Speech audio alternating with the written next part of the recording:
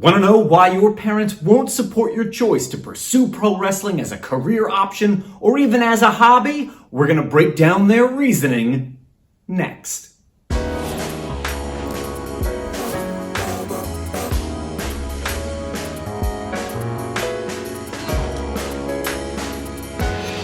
I'm Mike Quackenbush, and this is Till We Make It. If you are passionate about pro wrestling and you're never done learning all about it, then you've landed in the exact right place. What are you waiting for? Go ahead and join the Till We Make It tribe.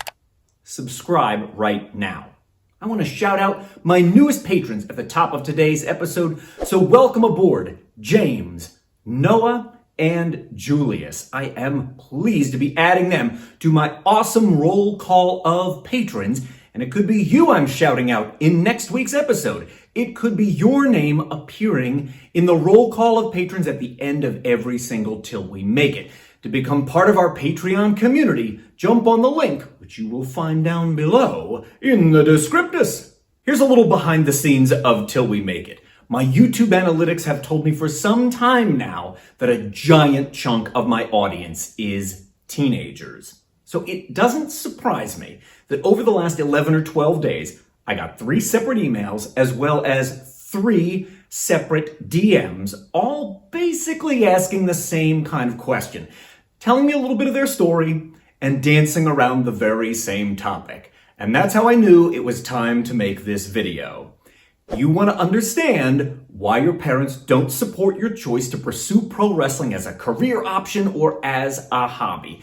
And I tend to think that all these objections fall into one of 5 basic categories. I want to cover each one for you. I want to share a little bit of my personal story and my insight with you so you can be prepared to have these conversations, because chances are they're popping up more and more for those of you out there. If you weren't, I wouldn't be getting all these messages. Before we dive in, leave me a like-a-palooza down below, and let's go. The number one reason why parents object to chasing pro wrestling as a career is because they fear for your safety and your physical well-being. And I want you to know this is a valid concern. No doubt you are well aware pro wrestling is risky. And no one who has a career of any substantial length does so without incurring some injury of some kind.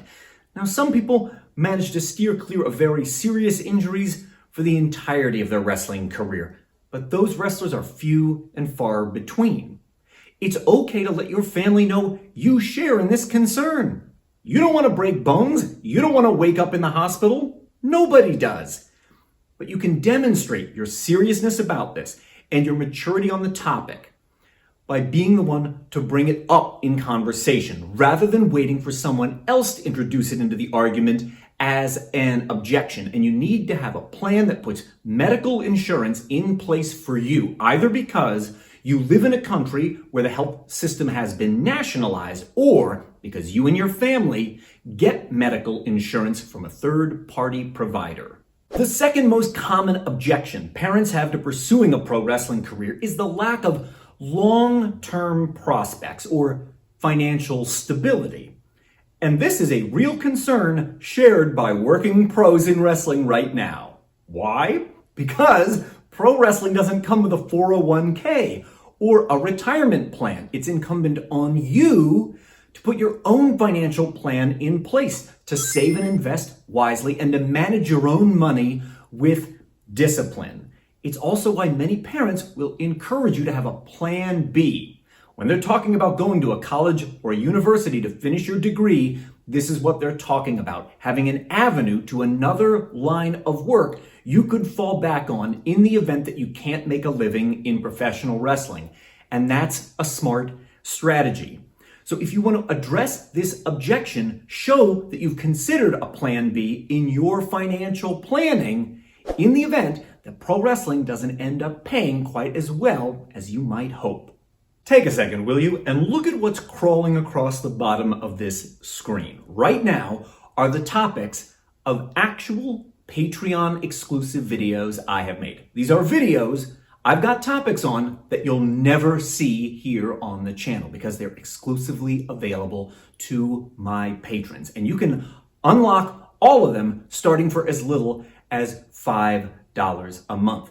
If you want access to my podcast, Kayfabe 2.0, a podcast I make for fellow professional wrestlers, it's on my Patreon. You want to be on our monthly Zoom call where we're going to talk about matches and promos? I'll give you my feedback and critiques live. That's through my Patreon. There's an option over there that I bet works for you. And if you are serious about taking your wrestling career to the next level, I'm going to help you with the massive catalog I make available only to my patrons. There's more than 900 exclusive posts waiting for you right now. And you know that I keep the link down below in the descriptors. Go click on it. I'll see you over there. I got to admit, this third one was one I would have never thought of, which I'm sure my parents are deeply ashamed about. They did raise me in a Roman Catholic home. Nevertheless, two of you asked this question from two different points of view, and I want to make sure to give you a little bit of insight about it. You were concerned about your parents objecting to pro wrestling on cultural grounds, and I want to share with you two stories. One, I have absolutely been on tours where someone in the locker room has put down their prayer mat to make sure they don't miss their daily prayers. And I have employed in the past and been on tour with a wrestler who never missed a church service on a Sunday morning. No matter where we were in the world, no matter how early he had to get up to make sure he made it to Mass, he made it. So yes, while pro wrestling might represent a bit of an obstacle to certain religious observations, do they prevent you outright from being able to observe those things? No, they do not. I have seen it myself firsthand. There are a lot of reasons my parents are deeply ashamed, and not just because of my lapsed Catholicism, but probably because I think my mom really wanted either a dermatologist or an attorney in the family, and she got a pro wrestler. This next one might be easy to overlook depending on your age, so listen carefully. Your parents might object because they are beholden to what are now outdated standards of pro wrestling. So if your parents grew up watching Andre the Giant or The Ultimate Warrior, and you don't happen to look like Andre the Giant or The Ultimate Warrior, they might imagine that there is no place for you in professional wrestling. They have a preconceived notion about size in wrestling, but they might be really shocked if you showed them a 175-pound Darby Allin main eventing an AEW premium event, or 5-foot-tall Katana Chance winning a championship on Monday Night Raw. And another kind of outdated standard that might require you to address is wrestling's long history with steroid abuse. I broke into wrestling back in 1994, and I can tell you beyond a shadow of a doubt, wrestling today is radically different than it was when I was breaking in. And the 80s and the 90s are when pro wrestling was most synonymous with rampant steroid use. Back then, wrestling was crazy. When I tell my trainees about the kind of things I was taught or things that I saw when I was breaking in, I think most of the time they think I'm making it up. But wrestling is a very different beast today than it was back then. This next one is my catch-all topic.